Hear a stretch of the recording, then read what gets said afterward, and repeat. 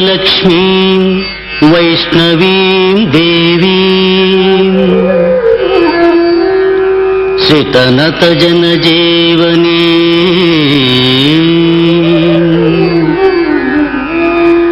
अष्टैश्वर्यप्रदायिनी राजलक्ष्मीं नमाम्यहम् श्रीराजलक्ष्मी नमाम्यहम्।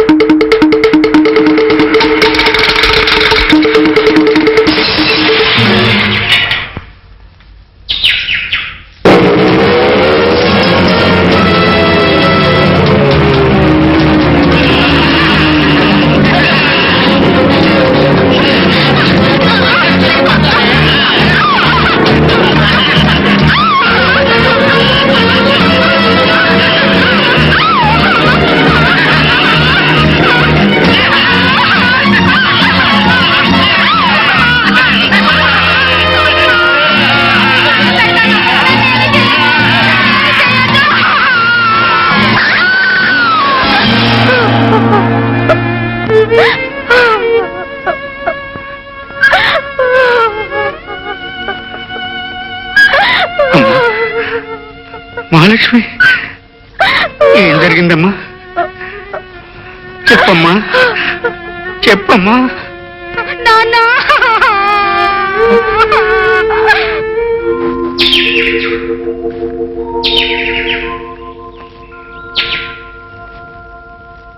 రంగయ్య, రిపోర్ట్ ఇచ్చావు కదా, ఇక నువ్వేం దిగులు పడకు. నీ కూతుర్ని నాశనం చేసిన వాళ్ళను చట్టం పట్టుకుని కడగడాల్లో పెట్టి తీరుతుంది. రంగయ్య, మనలాంటి పేదోళ్ళకి ఇలా దగ్గర న్యాయం జరగదు.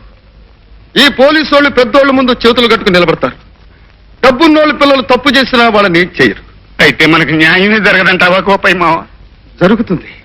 మనలాంటి వాళ్ళకి న్యాయం జరిపే మనిషి ఒకడే ఒకడున్నాడు. ఎవరతను? పరశురాం బాబు. పరశురాం బాబా?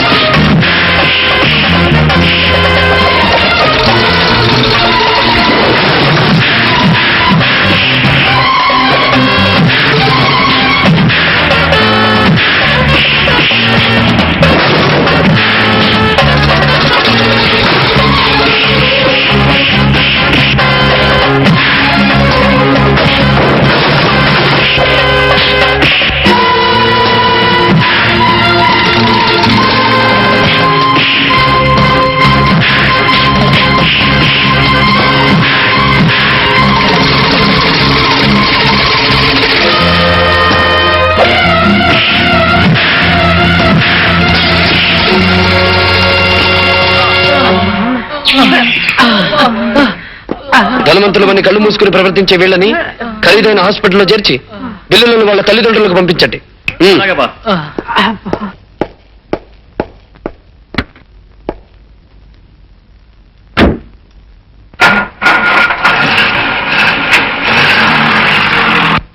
ఏమిటి నువ్వు చెప్పేది? ఆ గోవిందయ్య గాడు ఈ మటన్ కత్తి మస్తాన మాటే కాదంటాడా? కాదన్న వాడి నోటితోనే అవుననిపించాలి.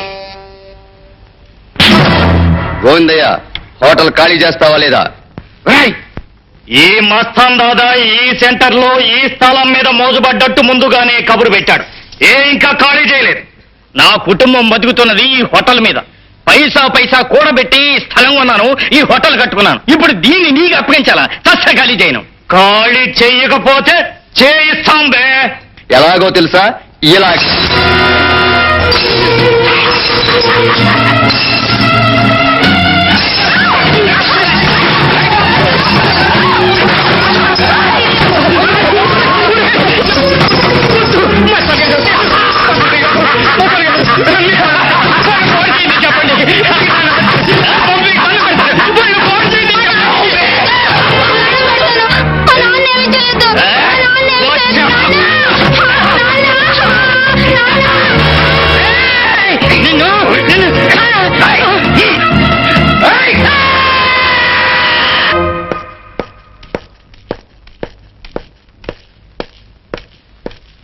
నమస్కారం బాబు.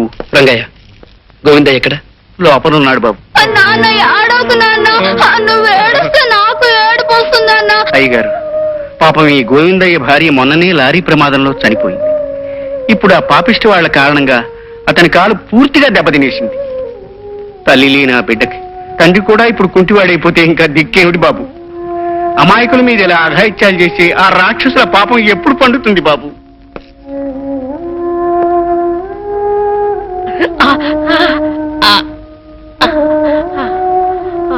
సిస్టర్, సార్ ఇతని తక్షణ ఆపరేషన్ థియేటర్ చేర్చే ఏర్పాట్లు చేయండి. వెంటనే కాల్ ఆపరేట్ చేసి తీసేయాలి.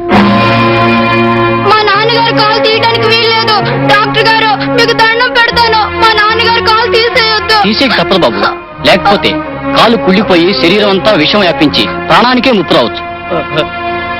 డాక్టర్, ఎస్, గోవిందయ్య కాలు తీసేయడానికి వీల్లేదు. అతని ప్రాణానికి ప్రమాదం జరగడానికి అంతకంటే వీల్లేదు. వెంటనే foreign return chief surgeon doctor ముఖర్జీకి కబురు చేయండి. వాట్? ఇండియాలో కల్లా పెద్ద సర్జన్ డాక్టర్ ముఖర్జీని ఈ కేసు కోసం పిలవమంటారా? ఆయన ఎందుకు వస్తారు సార్? వచ్చి తీరతాడు. పిలిచింది పరశురామని తెలిస్తే డాక్టర్ ముఖర్జీయే కాదు, దేవుడైనా దిగి వస్తాడు. Keshava, yes boss. గోవిందయ్య మీద ప్రతాపం చూపించిన ఆ మనుషులెవరు? మస్తాన్ ముఠా మనుషులు బాస్.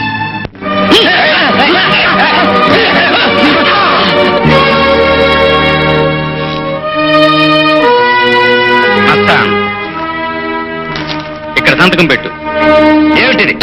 అది ప్రభుత్వపు కోర్టు ద్వారా కాక ఈ పరశురాం కోర్టు ద్వారా జారీ చేయబడిన ధర్మసమ్మతమైన ఉడంబడిక పత్రం. అవును, నువ్వు అమాయకుడైన ఆ గోవిందయ్యను బలం బలగం ఉంది కదా అని అతన్ని అవిటివాణ్ణి చేశావు. అతనికి అండ ఆధారమైన ఈ హోటల్ని నాశనం చేశావు. అతనికి అన్యాయం చేశావు. అందుకు నిజంగానే నిన్ను ఈ లోకం నుంచి పంపినా తప్పులేదు. కానీ జాలుగుండెతో నిన్ను ఈ హోటల్ నుంచి బయటికి పంపిస్తున్నాను. ఏమిటి? ఏమిటిది? అచ్చ తెలుగులో చెప్పినా నీకు అర్థం కాలేదా? ఈ రోజు నుంచి ఈ హోటల్ గోవిందయ్యకు చెందుతుంది. మరి నా పరిస్థితి? అది నాకు అనవసరం. చూడు మస్తాన్, అనుకున్న పని జరగకపోతే నువ్వు మనుషుల కాళ్ళు చేతులు విరుస్తావని విన్నాను. నేను అనుకున్న పని జరగకపోతే మనిషి మెడ విరుస్తాను. అర్థమైందనుకుంటాను. పెట్టు సంతకం.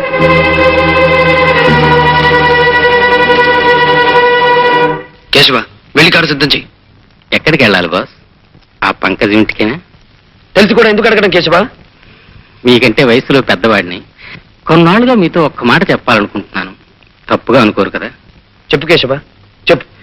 ఏం లేదు, డబ్బుతో కొనుక్కునే ఆడదాని పొందులో మగాడికి సుఖం దొరుకుతుందేమో గాని శాంతి దొరకదు. అందుకే నా మాట విని మీరెవరైనా ఒక చక్కటి అమ్మాయిని చూసి పెళ్లి చేసుకుంటే. కేశవ, పెళ్లి అనే పదం వింటే నా గుండె మండే కొండలా మారిపోతుంది. బాధ పెట్టే గతం మళ్ళీ నాకు గుర్తొస్తుంది. ఇంకెప్పుడు ఆ విషయం నా దగ్గర తీసుకురావద్దు కేశవ, తీసుకురావద్దు. కొన్ని మర్చిపోవడం కోసమే సొమ్ముతో కొన్న ఈ ఆల్కహాల్ని, ఆడదాన్ని నమ్ముకోవాల్సి వస్తుంది. వెలుగు చీకట్ల మధ్య, ఆటుపోటుల మధ్య ఇలాగే సాగిపోతూ అంతమవ్వాలి బ్రతుకు. అర్థమైందా? అలాగే బాస్. కళ్ళబొల్లి మాటలేవి వినమాకు, ఒళ్ళ